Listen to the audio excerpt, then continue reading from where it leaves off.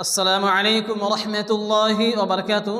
সম্মানিত যুবক ও চাচারা, আমরা সকলে অবগত আছি যে আগামী সোমবার বেলা 11টার সময় কুচবিহার রাসমেলার ময়দানে বিশাল জনসমাবেশে ডাক দেওয়া হয়েছে। এই জনসমাবেশে আমরা সকলেই আসার চেষ্টা করব ইনশাআল্লাহ। কারণ মুসলমানদের যে ওয়াকফ সম্পত্তি আছে, এই সম্পত্তির উপর যে হস্তক্ষেপ করেছে, কালা কানুন পাশ করেছে, এর বিরুদ্ধে আমরা তীব্র আন্দোলন এবং ধিক্কার জানাবো ইনশাআল্লাহ। আমরা নিজেও আসব এবং সকলকে আসার জন্য আহ্বান করব। কারণ এই ওয়াকফ সম্পত্তি আমার কারো না। এই ওয়াকফ সম্পত্তি শুধুমাত্র আল্লাহর জন্য দান করা হয়।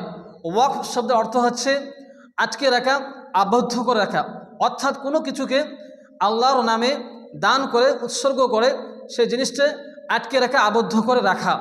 তো আজকে আমাদের যে মসজিদ, মাদ্রাসা, কবরস্থান, যা কিছু দিনী প্রতিষ্ঠান আছে, সমস্ত প্রতিষ্ঠানগুলো কিন্তু ওয়াকফের নামে করা আছে। এই জন্য করা আছে যাতে ভবিষ্যতে প্রজন্ম কেউ যদি দাবি করতে পারে না যে মসজিদের জায়গাটা আমার বাপ দাদা দিয়েছে বা মাদ্রাসার জায়গাটা আমার দাদু দিয়ে দিয়েছে, এইভাবে কেউ যদি দাবি করতে পারে না। এই জন্য সমস্ত দিনী প্রতিষ্ঠানগুলো, মুসলমানদের ধর্মীয় প্রতিষ্ঠানগুলো সমস্ত কিন্তু ওয়াকফের নামে করা আছে। এই জন্য এই ওয়াকফ যে সম্পত্তি আছে, এই ওয়াকফের সম্পত্তিতে আজকে মোদী সরকার যেভাবে কালা কানুন পাশ করে হস্তক্ষেপ করেছে, এর বিরুদ্ধে তীব্র আন্দোলন হবে কুচবিহার রাসমেলার ময়দানে ইনশাআল্লাহ। এটা আমাদের ইমানি দায়িত্ব এবং কর্তব্য। এবং আমাদের পূর্বে যারা বাপ দাদারা ছিল, তারা কিন্তু অনেক সম্পত্তি ওয়াকফ করে গিয়েছেন মুসলমানদের উন্নতি কল্পে, গরিব মানুষের উন্নতি কল্পে। আজকে মোদী সরকার কালা কানুন পাশ করে সেই সম্পত্তিগুলোর উপর হস্তক্ষেপ করার চেষ্টা করতেছেন। আমাদের ইমানের উপর, আমাদের প্রিয় যে জায়গাগুলো, এই জায়গাগুলোর উপর যে হস্তক্ষেপ করেছে, আমরা কিন্তু এটা মেনে নিতে পারি না। এই জন্য আমরা কুচবিহার রাসমেলার ময়দানে শান্তিময় এক বিশাল জনসমাবেশের ইনশাল্লাহ আন্দোলন করব। নিজে আমরা আসব এবং অপরকে আসার জন্য আমরা আহ্বান করব। রাসূলুল্লাহ সাল্লাল্লাহু আলাইহি ওয়াসাল্লাম বলেছেন, ইমানের 3টি পর্যায় আছে।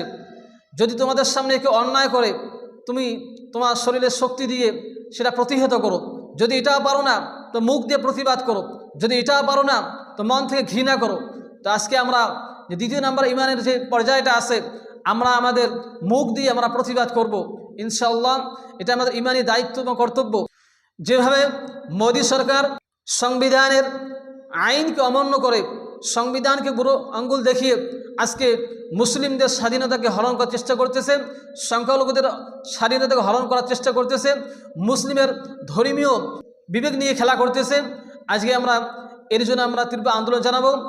এই আন্দোলন হচ্ছে আমাদের দেশের সংবিধান বাঁচানোর লড়াই, এই আন্দোলন হচ্ছে দেশের গণতন্ত্রের লড়াই, এই আন্দোলন হচ্ছে মুসলিমদের ওয়াকফ সম্পত্তি উদ্ধারের লড়াই। তো ইনশাল্লাহ আমরা বাড়িতে থাকবো না। আমরা জীবনে অনেক কাজ করেছি, অনেক কিছু করেছি, অনেক অর্থ সম্পদ অর্জন করেছি, কিন্তু একদিন আমরা আল্লাহর জন্য বেরিয়ে আসি। আমরা নিজেকে সাক্ষী দেই, এই কালা কানুনকে আমরা মানছি না এবং মানব না। এর বিরুদ্ধে আমরা তীব্র আন্দোলন জানাবো কুচবিহার রাসমেলার ময়দানে ইনশাআল্লাহ। আমরা সকলে আসার চেষ্টা করব। দয়া করে সর্বদা একটি কথা মাথায় রাখবেন যে এই আন্দোলন আসার সময় কোনো রকম যদি বিশৃঙ্খলা না হয়, কোনো রকম অশান্তিকর ঘটনা না ঘটে। কারণ আমরা সম্প্রীতিকে বজায় রেখে আমরা এই আন্দোলন চালিয়ে যাব। এর আগে আমরা দেখেছি যে অনেক আন্দোলনের মধ্যে বিভিন্ন আপত্তিকর ঘটনা ঘটেছে। অনেক চক্রান্তকারী আছে, তারা আমাদের এই আন্দোলনকে হটানোর জন্য, এই আন্দোলনকে না হওয়ার জন্য তারা বিভিন্নভাবে প্রয়াস করতেছে। আমরা কোনোভাবেই অশান্তিতে পা দেব না। আমরা সম্প্রীতিকে বজায় রেখে আমরা এই আন্দোলন চালিয়ে যাব। যদি কেউ অশান্তিকর ঘটনা করার চেষ্টা করে, তাকে সঙ্গে সঙ্গে ধরিয়ে পুলিশ প্রশাসনের হাতে তুলে দেবেন। এবং আমি আরেকটি দিন আহ্বান করতেছি, আমরা ইনশাআল্লাহ সকলে আসবো এবং বিশেষ করে কোনো রকমভাবে অশান্তিকর ঘটনা ঘটাবেন না ইনশাআল্লাহ। এবং সাথে সাথে আমার এই মেসেজটা খুব দ্রুত ছড়িয়ে দেবেন, যাতে কুচবিহারের সমস্ত মুসলিম ভাই এবং অন্যান্য ধর্মের লোকেরাও যাতে জানতে পারে যে ওয়াকফ কী জিনিস। এর বিরুদ্ধে আমাদেরকে আন্দোলন করা উচিত।